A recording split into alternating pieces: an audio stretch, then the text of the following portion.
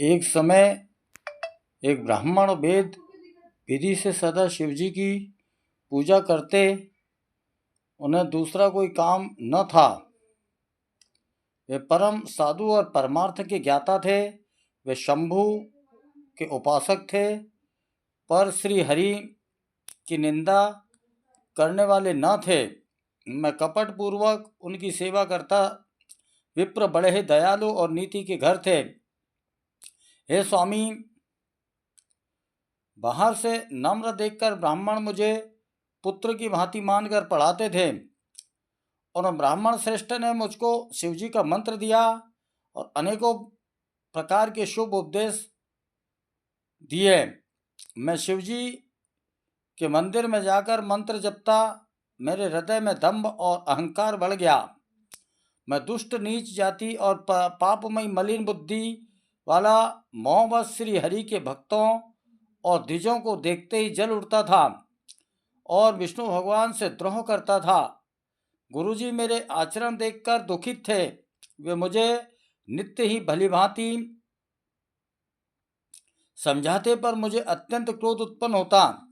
दंभी को कभी नीति अच्छी नहीं लगती। एक बार गुरुजी ने मुझे बुला लिया और बहुत प्रकार से नीति की शिक्षा दी कि हे पुत्र, शिवजी की सेवा का फल यही है कि श्री रामचंद्र जी के चरणों में प्रगाढ़ भक्ति हो। हे तात, शिवजी और ब्रह्मा जी भी श्री रामचंद्र जी को भजते हैं। नीच मनुष्य की तो बात ही क्या कितनी है।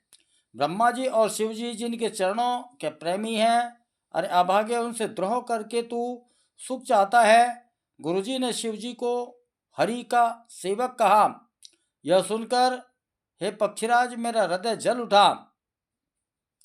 नीच जाति का मैं विद्या पाकर ऐसा हो गया जैसे दूध पिलाने से सांप अभिमानी कुटिल दुर्भाग्य और कुजाति में दिन रात गुरुजी से द्रोह करता।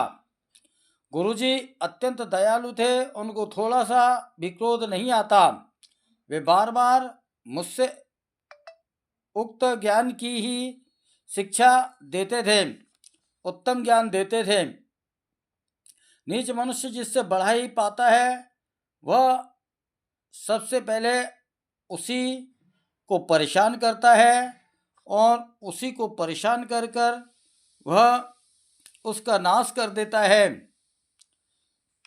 इसी प्रकार मनुष्य की मनोवृत्ति होती है।